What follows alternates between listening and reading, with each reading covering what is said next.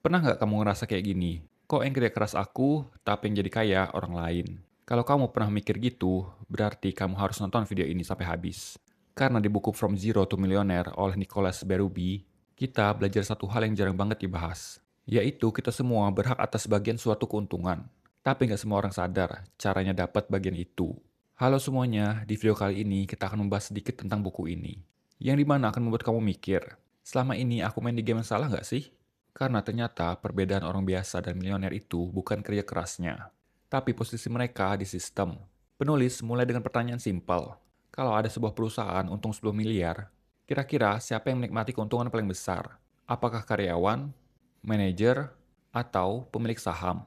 Jawabannya sangat jelas, yaitu orang yang punya kepemilikan.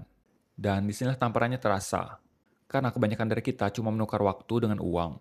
Kita dibayar tetap, sementara itu pemilik sistem dibayar dari pertumbuhan. Buku ini mengajarkan konsep yang sederhana, tapi dalam banget. Ada dua jenis penghasilan. Yang pertama, income dari kerja. Dan yang kedua, income dari kepemilikan. Kalau kamu cuma kerja, penghasilanmu ada batasannya. Tapi kalau kamu punya kepemilikan dari sebuah sistem yang profit, penghasilanmu ikut naik kalau sistemnya tumbuh. Itu sebabnya, founder startup bisa jadi miliarder. Investor bisa santai tapi kaya. Pemilik bisnis tetap dapat uang bahkan saat liburan. Bukan karena mereka kerja lebih keras, tapi karena mereka punya kepemilikan. Dari kecil kita diajarkan untuk belajar yang rajin, dapat nilai bagus, cari kerja aman, gaji stabil. Memang gak ada yang salah, tapi jarang banget yang ngajarin.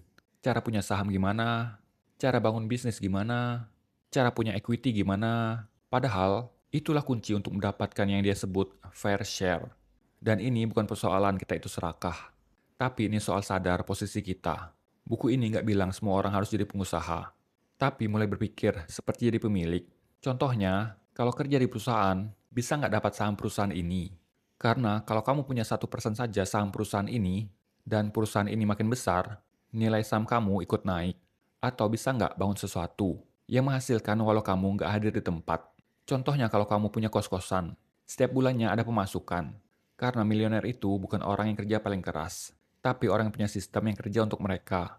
Penulis juga bilang sesuatu yang agak pedas. Kalau kamu tidak punya bagian dari sistem yang profit, kamu sedang bantu orang lain jadi kaya. Bukan karena kamu tidak layak, tapi karena kamu belum tahu caranya masuk ke sisi yang benar. Dan ini bikin kita harus refleksi. Selama ini, apakah aku cuma ngejar gaji? Atau apakah aku mulai membangun kepemilikan? Sekarang pertanyaannya bukan lagi, kenapa aku belum kaya? Melainkan, apakah aku sudah punya bagian dari sebuah sistem? Karena dari nol ke milioner, bukan tentang kerja 24 jam, tapi tentang memastikan setiap usaha kamu punya potensi profit yang ikut kamu miliki. Dan sebelum kamu tutup video ini, coba jawab di komentar. Kalau hari ini kamu punya uang 10 juta, kamu mau pakai uangnya buat konsumsi atau beli sesuatu yang kasih kamu bagian dari keuntungan?